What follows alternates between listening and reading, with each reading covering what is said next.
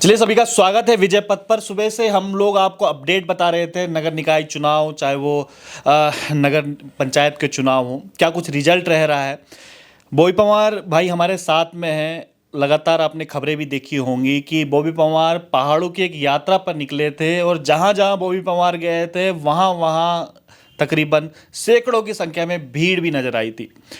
और एक आह्वान भी बॉबी पंवार ने निर्दलियों को लेके किया था और उसका रिजल्ट जो है आज वो देखने को मिल रहा है कि निर्दलीय काफ़ी संख्या में आ रहे हैं। चाहे वो हम लोग नगर पंचायत अगर देख लें, नगर पालिका देख रहे हैं तो लगातार निर्दलियों की धूम है। और इसके अलावा पार्षद और सभासद में भी बॉबी भाई निर्दलीय का प्रचार प्रसार गए थे, कई को सपोर्ट भी आपने किया। हम देख रहे थे कि जिसके पास आप सपोर्ट करने गए थे लगभग 80% वो जीते हैं। और एक आह्वान भी आप कर रहे थे कि निर्दलियों को ज़्यादा से ज़्यादा वोट दें। क्या कुछ लग रहा है, क्योंकि निर्दलीय लगातार जीत के आ रहे हैं? देखिए, जिस प्रकार से अगर आप चुनावी जो नतीजे हैं उन पर नज़र डालोगे तो निश्चित तौर पर देखा जा रहा है कि अगर एक बार सरकार बनाने की आई कि सरकार बनानी है तो निश्चित तौर पर निर्दलियों की सरकार बन रही है, क्योंकि बहुत बड़ी संख्या में प्रदेश भर से वो सभासद हो, पार्षद हो, नगर पंचायत अध्यक्ष हो, नगर पालिका परिषद के अध्यक्ष हो, वो निर्दलियों के रूप में बहुत बड़ी मात्रा में जीत कर आ रहे हैं। और लगभग जहाँ जहाँ हम गए निश्चित तौर पर जो लगातार हम प्रयास कर रहे थे, वो चाहे हमने पहला प्रयास अपने चुनाव के माध्यम से किया हो, दूसरा प्रयास उपचुनाव केदारनाथ में भाई त्रिभुवन चौहान जी के उपचुनाव के माध्यम से किया हो, या तीसरे प्रयास ये हो, तो कहीं ना कहीं उन प्रयासों को सफलता मिलने लगी है। और मैं समझता हूँ कि जिस प्रकार से जनता ने निर्दलियों पर अपना प्यार दिखाया है, उन पर भरोसा जताया है, तो निश्चित तौर पर जनता तो अब लगता है कि इन दलों से ऊब चुकी है, इन दलों के प्रति जनता के मन में रोष है, तो ये सारी चीज़ें। चलिए, एक सवाल जनता के मन में ये भी आता है कि निर्दलीय से शुरुआत आपने की थी 1,68,000, फिर उसके बाद त्रिभुवन भाई भी अच्छा खासा वोट लेके आए। अब मैं देख रहा हूँ कि निकाय चुनाव में भी अच्छा खासा निर्दलीय वोट लेके आ रहे हैं। लेकिन जैसे मैं अगर मुख्यमंत्री धामी का एक भाषण भी सुन रहा तो उन पर बोल रहे थे कि भाई आप निर्दलियों को क्यों जितवा रहे हैं, ना उनकी केंद्र में सरकार है ना यहाँ पर सरकार है। तो उस बात का क्या कुछ जवाब है आपके पास? देखिए, मुख्यमंत्री धामी का जो वो बयान है, मुझे लगता है वो एक नासमझी वाला बयान है। मुख्यमंत्री धामी को मैं ये कहना चाहूँगा कि ये देश तो संविधान से चल रहा है, प्रदेश संविधान से चल रहा है, व्यवस्थाएं संविधान से चल रही है। और आपने अगर संविधान उठा के देखा होगा तो पंचायतों को अपने अधिकार दे रखे हैं। पंचायतों में इसीलिए पंचायतों को अधिकार दे रखे हैं कि वो सबसे छोटी इकाई है विकास की, और उन पंचायतों में अधिकार दिए हैं कि जो वहाँ से चुनकर आएगा, उसमें ये नहीं लिखा हुआ कि कोई दल से चुनकर आएगा, सत्ता पक्ष से चुनकर आएगा, विपक्ष से चुनकर आएगा। वहाँ लिखा हुआ कि भाई जो चुनकर आएगा उसके पास सारे ये अधिकार होंगे। तो निश्चित तौर पर धामी जी को इस प्रकार की बयानबाजी नहीं करनी चाहिए। वो किसी पार्टी विशेष के मुख्यमंत्री नहीं है, वो प्रदेश के मुख्यमंत्री है। और अगर इन्होंने ऐसी बयानबाजी की है तो मुझे तो लगता है कि प्रदेशवासियों से क्षमा मांगनी चाहिए। जिस प्रकार से अभी तो हम कुछ आंकड़े भी जुटा रहे हैं, डेटा भी निकालेंगे कि अगर वो हवाई उड़ानें भर रहे हैं चुनाव के दौरान अपने पार्टी के प्रचार के लिए, क्या वो पार्टी फंड से पैसा जा रहा है या जनता के पैसे से उड़ रहे हैं? लेकिन उन्होंने सवाल ये भी उठाया था कि निर्दलीय जिता के आप क्या करोगे, क्योंकि उनके पास एक बहाने भी आता है कि देखो ना हमारी केंद्र में सरकार है ना हमारी राज्य में सरकार है।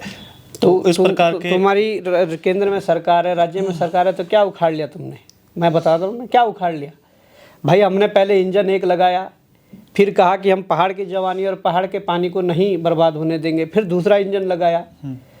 दोनों इंजन लगाने के बाद भी स्थिति तो बद से बदतर है। यहाँ का पानी बर्बाद हो रहा है, यहाँ की जवानी बर्बाद हो रही है।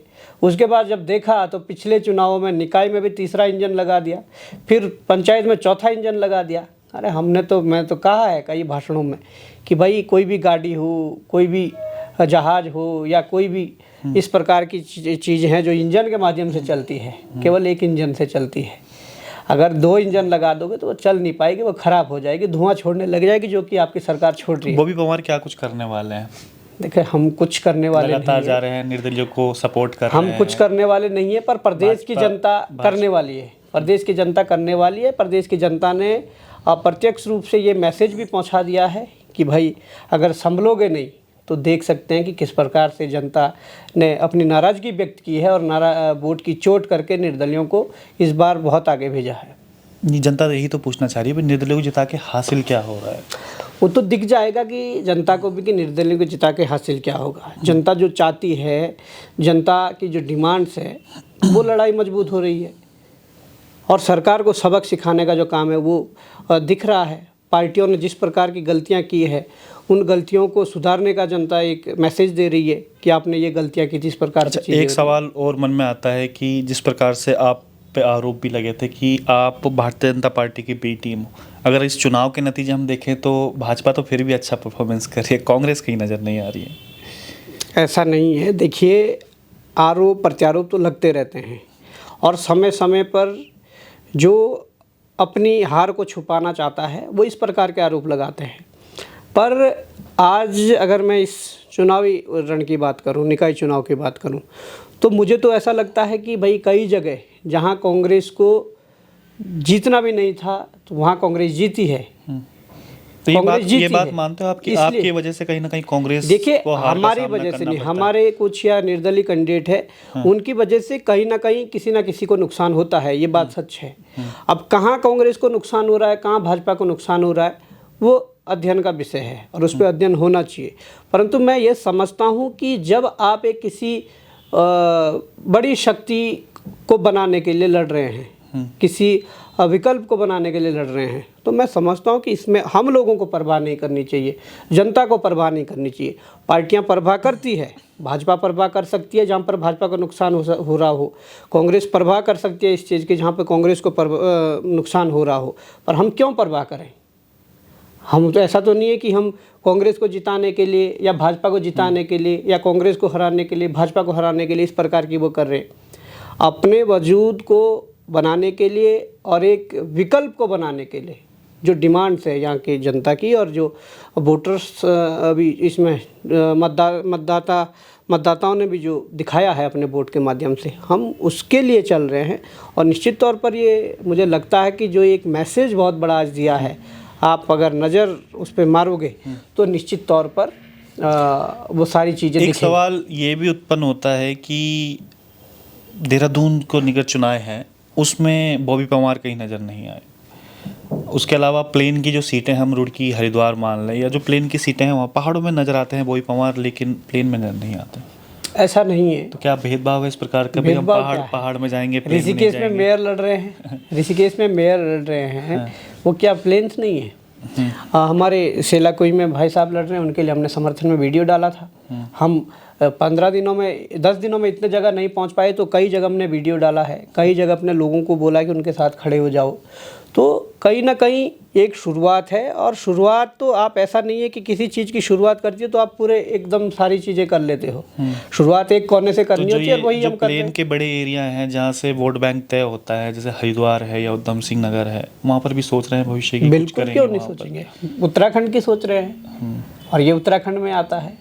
निश्चित तौर पर यहाँ से युवा साथी जुड़े हुए हैं। अच्छा, एक सवाल और आता है कि आपने मेयर प्रत्याशी जो ऋषिकेश में थे मास्टर जी, उनको सपोर्ट किया। कहा जाता है कि उन्होंने पहाड़ प्लेन का एक मतलब बूम अप कर दिया पहाड़ प्लेन का उसमें, और बॉबी पवार उनको सपोर्ट करने जाते हैं। देखिए, पहाड़ प्लेन का बूम अप नहीं हुआ है, भारी भितरी का बूम अप हुआ है जो होना चाहिए, जिसका हम पुरजोर समर्थन करते हैं।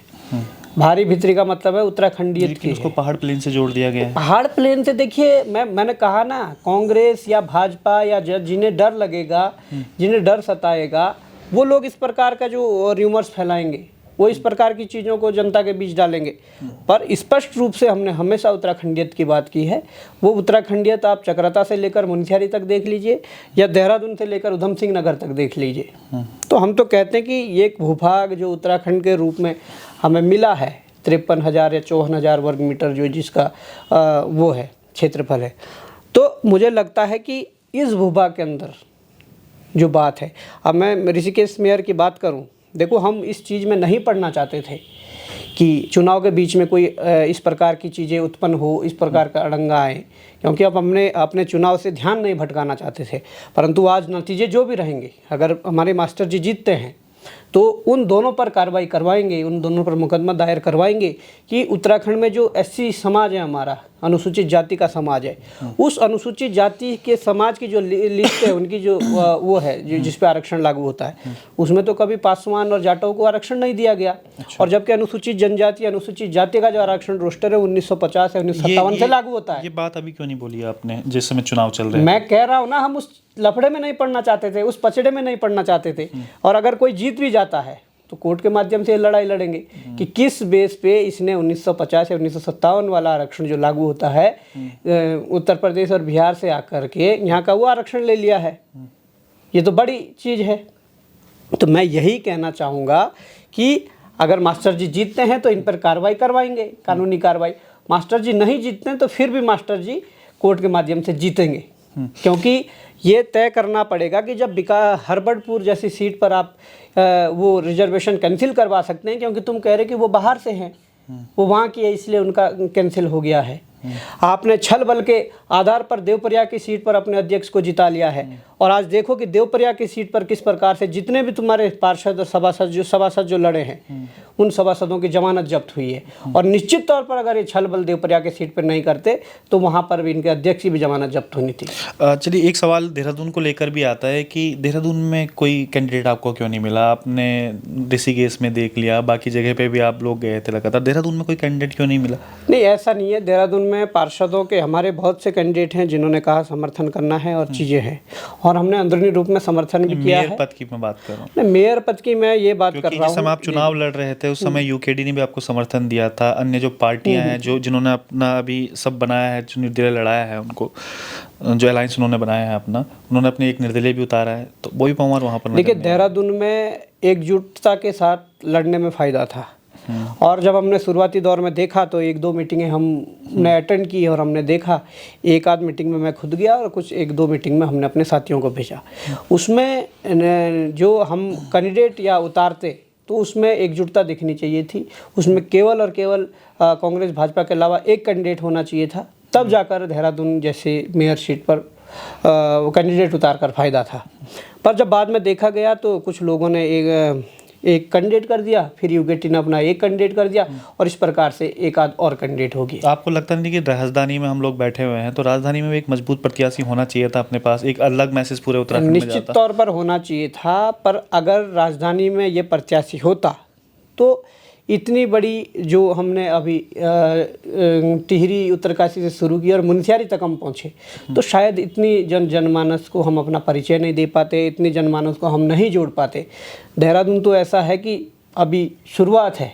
जिस दिन हम पूरी तरीके से प्रदेश भर की जो राजनीति का जो एक खाका है वो तैयार करेंगे, या जिस प्रकार से चीज़ों को बांटा जाएगा, डिवाइड किया जाएगा, तो निश्चित तौर पर देहरादून जैसी जगह पर भी प्रत्याशी होंगे और देहरादून जैसी जगह पर भी जीत के आएंगे। देवप्रयाग की आपने बात करी, वहाँ पर निर्विरोध तो जीत जाते हैं लेकिन सभासद हार जाते हैं, तो क्या कभी बोई पवार के पास भी इस प्रकार के फ़ोन आए कि भाई निर्दलीय आप भी लड़वा सकते थे यहाँ पे, किसी को समर्थन इस प्रकार से दे सकते थे?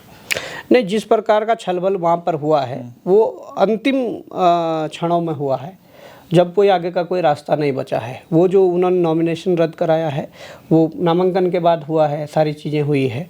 तो अगर कोई ऐसा ऑप्शन पहले रहता तो निश्चित तौर पर वहाँ पर दांव खेला जा सकता था, क्योंकि वहाँ हमें पता था कि किस प्रकार की कंडीशन है। वो तो इन्होंने छल बल के कारण वहाँ पर इस प्रकार की चीज़ें की और उसका नतीजा जनता ने वहाँ पर दिया है इनको, उनका उसका परिणाम मिला है कि जिनके जितने भी सभासद लड़े सबकी जमानतें जब्त हुई है। एक सवाल आपने भी उठाया था, मैं आपकी लाइव वीडियो देख रहा था जिसमें आपने कहा था कि कई वोटर के लिस्ट नाम वहाँ से गायब हुए, तो उस विषय में क्या कुछ कहना है? क्योंकि ये डिमांड कई जगह से आई थी कि जिनके लोकसभा में नाम थे और उसके गायब हो गए। कई एक वीडियो जिस प्रकार से सामने आई थी, 10 साल के बच्चा वहाँ पर वोट देने जा रहा है।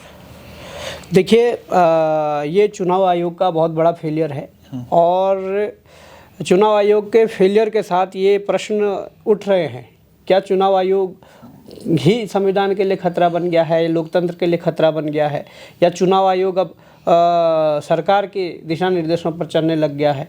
चुनाव आयोग एक स्वतंत्र बॉडी है, उसे अपने स्वतंत्र तरीके से काम करना चाहिए। परंतु इस चुनाव में जिस प्रकार से चीज़ें देखी गई, आपने चाहिए नाबालिगों के उसमें वोटर लिस्ट में जिक्र करने की बात हुई हो, या उसके बाद आपने देखा कि जिस व्यक्ति ने अपना नाम नहीं कटवाया उसका नाम किस आधार पर काटा गया, या तमाम प्रकार की चीज़ें, या जो अनियमितताएं हुई है, सेक्टर मजिस्ट्रेट जो हैं उनकी गाड़ियों में भाजपा के झंडे मिल रहे हैं, तो इससे तो ये साबित होता है, या कर्णप्रयाग जैसी जगह पर एसडीएम 1-1.5 घंटे से अंदर कुर्सी लगाकर बैठा और जिस बूथ पर वो बैठा था उस बूथ पर 46 वोट खराब किए गए हैं।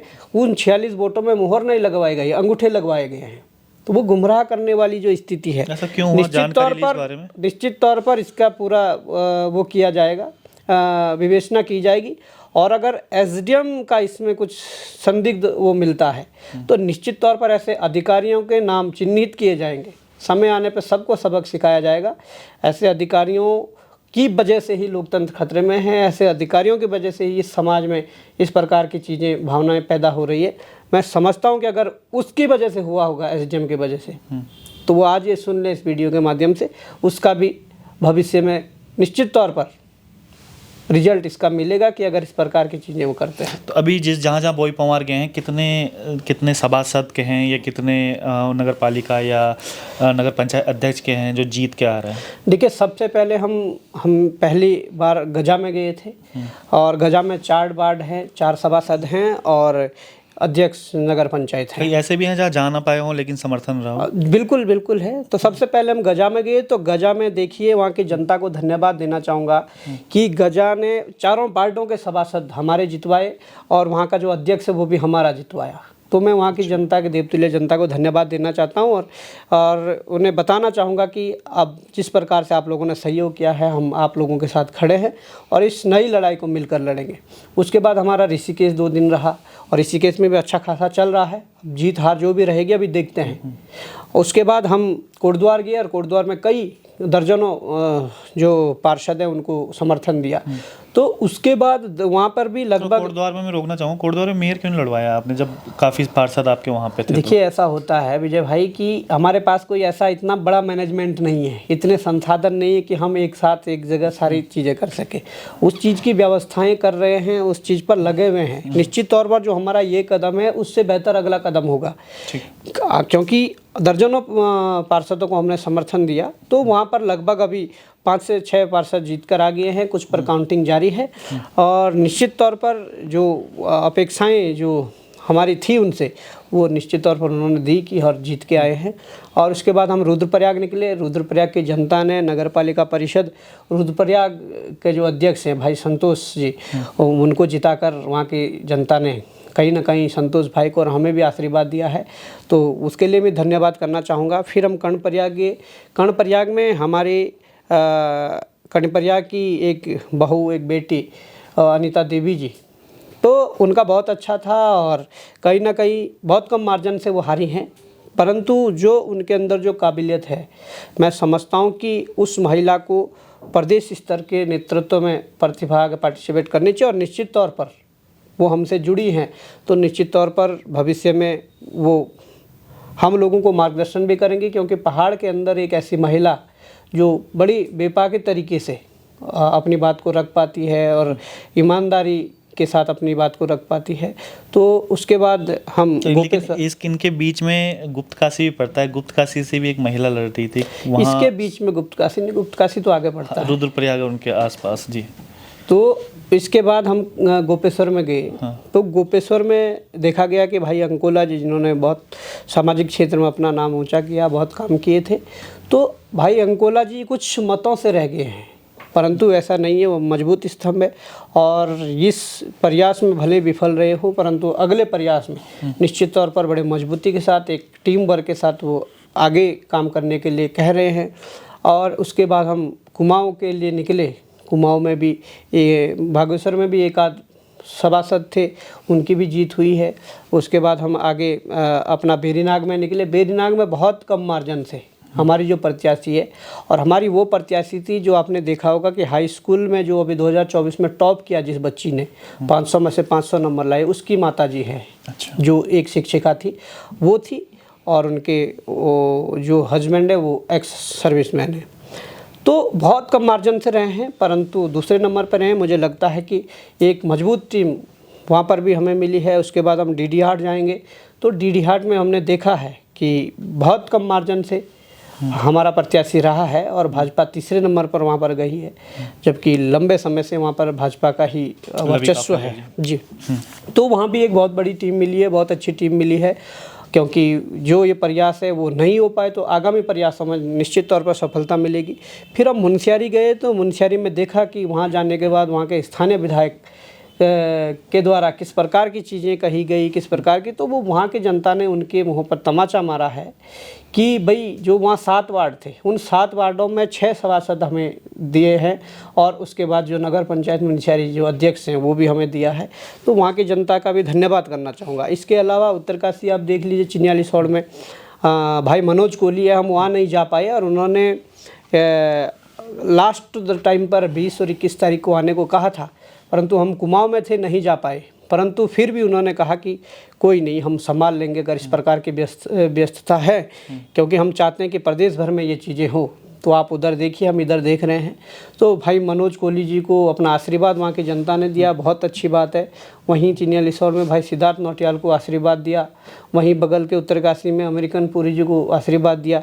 इस प्रकार से तमाम कई ऐसे निर्दलीय भाई जो हमसे डायरेक्ट जुड़े हुए हैं और उन लोगों को जनता ने आशीर्वाद देकर जिताया है। तो निश्चित तौर पर हम लोगों को मजबूती मिली है और इस मजबूती टिहरी का नाम नहीं लिया आपने। टिहरी तो लोकसभा साहब भाई साहब, टिहरी जिले में गजा पड़ता है। और दूसरी बात छोड़ दें, लेकिन दूसरी बात अगर हम बात करें, वो गजा हमारे लोकसभा संसदीय क्षेत्र में नहीं पड़ता है।